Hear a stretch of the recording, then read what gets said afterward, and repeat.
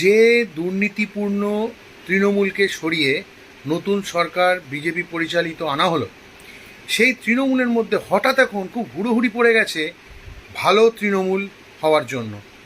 এবং দেখতে পাওয়া যাচ্ছে এক শ্রেণীর বিজেপিরই নতুন বিধায়করা তাদেরকে এই ব্যাপারটা প্রশ্রয় দিচ্ছেন। তার একটা উদাহরণ দিই।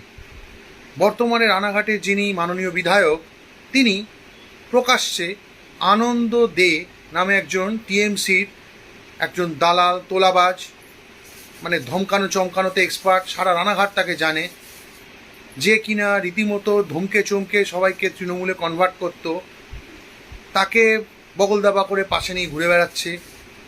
আবার এদিকে দেখা যাচ্ছে সেই আনন্দ দে তার ফেসবুক প্রোফাইল থেকে পুরনো সেই সব ভিডিও আবার সরিয়ে দিয়ে ভালো তৃণমূল সাজার চেষ্টা করছে।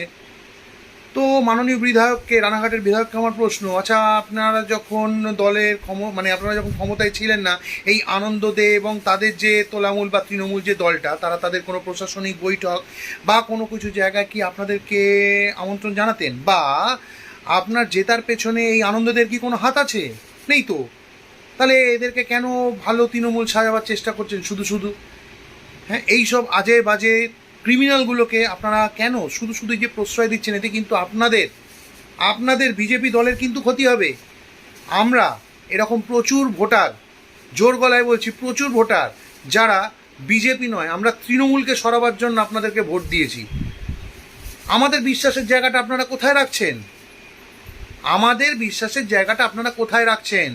এই সব ক্রিমিনাল তৃণমূলী তোলাবাজগুলোকে যদি আপনাদের সঙ্গে নিয়ে ভালো তৃণমূল করে নিজের দলেতে ঢোকাবার চেষ্টা করেন, তাহলে আমরা কেন আপনাদেরকে ভোট দিয়েছি যদি সেই তৃণমূলের সেই গুন্ডাগুলো, সেই ক্রিমিনালগুলোই আপনাদের দলে আসে? ভাবুন, ভাবা প্র্যাকটিস করুন। সময় পাল্টেছে, মানুষ কিন্তু আর আগের মতন বোকা নয়।